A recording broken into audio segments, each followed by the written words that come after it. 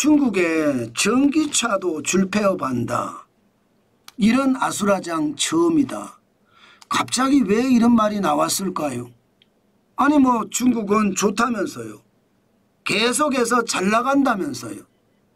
그런데 중국 전기차 상황이 진짜 어렵다가 나옵니다. 왜 이런 얘기가 나오느냐? 여러분 이거 한번 보세요. 중국 전기차 업체 수 현황입니다. 2024년에 77개예요. 일단 2023년 80개보다 3개가 줄었어요. 지금까지 2020년부터 전기차 업체 수가 계속 늘기만 했습니다. 2020년 58개에서 2021년 60개, 2022년 65개, 그리고 2023년에 80개였거든요. 그런데 3개가 일단 줄었습니다. 그런데 그 질을 보니까 굉장히 좋지 않습니다. 왜 좋지 않느냐? 2020년엔 창업이 많았습니다. 21개가 창업을 했고 8개가 폐업을 했습니다. 그런데 2024년은 반대예요. 폐업이 16개고요. 창업은 13개예요. 쉽게 말하면 전기차 업체가 줄줄이 폐업한다. 줄폐업하고 있다. 이런 뜻입니다. 그러니까 시장에서 진짜 걱정하는 게 중국의 가장 첨단이라고 하는 전기차에서 줄폐업이 일어난다는 것은 그만큼 중국 경제가 어려운 이야기다. 이렇게 이야기합니다. 실제 말입니다. 중국 전기차 업체 중에 지웨라는 데가 있습니다. 지웨. 2021년에 완성차 업체 지리하고 합작을 했습니다. 그러면서 테슬라의 대항마라고 했거든요. 이거 투자 유치에 실패하면서 파산 직전에 몰리고 있습니다. 여기에 전기차 업체 중에 네타라고 있습니다. 네타. 마찬가지 작년 말에 대규모 해고, 대리점 폐쇄, 지금은요 파산과 매각 가능성이 잇따라 제기되고 있는 상황입니다. 문제는 여러분, 지금 중국 시장에서는요 전기차 업체 안에도 헝다가 있다 이거예요. 헝다. 건설업체 헝다가 망한 거 여러분들 기억나시죠? 지금 전기차 업체에서 제2의 헝다 사태가 초래할지 모른다. 그렇게 이야기할 정도입니다. 왜 이런 얘기가 나오느냐? 기본적으로 여러분 과잉 생산이 심화되고 있기 때문입니다. 보시는 것처럼 생산량이 많고 실제 소비는 점점 줄어들고 있습니다. 2020년만 하더라도 생산량이 137만 대였고 판매가 111만 대였어요. 그러다가 2021년, 2022년, 2023년에는 좀 균형을 맞춰갔습니다. 균형을. 그러다가 2024년에는요. 생산량은 1289만 대인데 판매량은 1158만 대. 쉽게 말하면 시장이 성숙시장에 들은 것은 아니냐. 더 이상 포화 상태라서 성장할 수가 없는 상태는 아니냐. 이런 전망까지도 지금 중국에서는 나오고 있습니다. 그러니 제2의 헝다 사태라는 말이 나올 수밖에 없죠. 지금 중국 전기차 업체가 77개라고 하잖아요. 77개. 77개 중에 여러분 이익을 내는 회사가 3개밖에 안 된다고. 3개.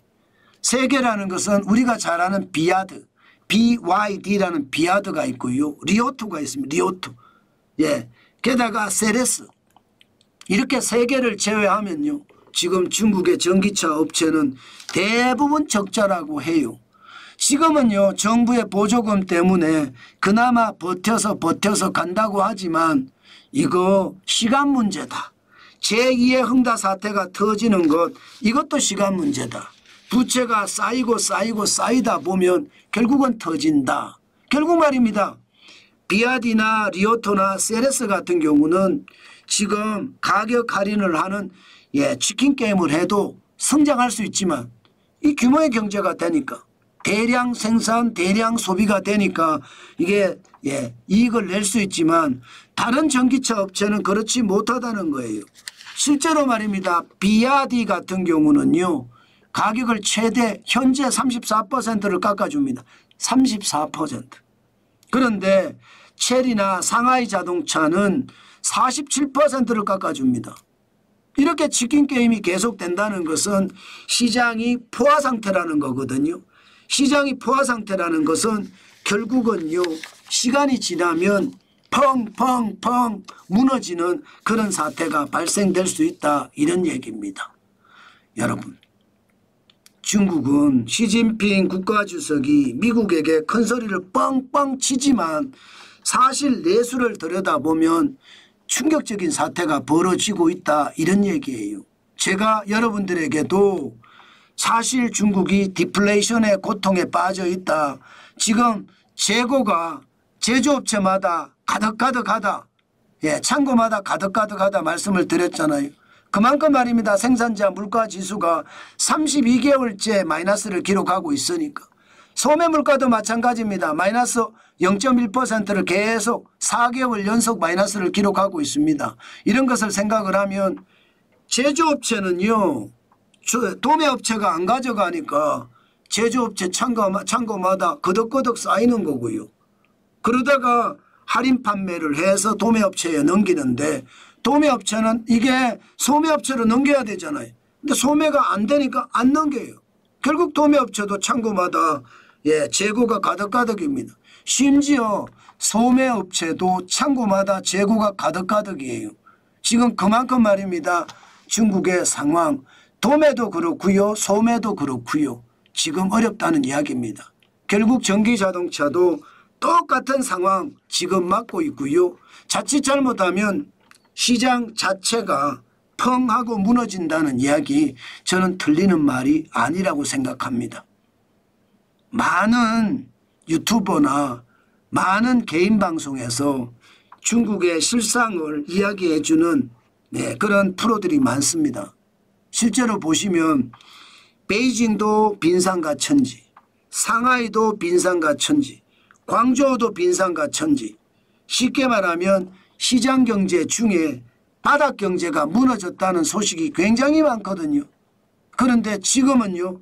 전기차 업체들까지 무너진다고 하니까 이게 바닥경제뿐만 아니라 이게 고가 소비경제까지도 무너진다 이런 뜻이 되나요? 저는 그렇게 보입니다. 이러다가 자칫 잘못하면 중국은요. 한 번쯤 부채 폭발의 위기도 올 수 있다. 저는 그렇게 생각합니다. 때문에 중국에 대한 투자 진짜 조심하시고 조심하셔야 된다는 거 오늘도 몇 번에 걸쳐서 강조해 드립니다.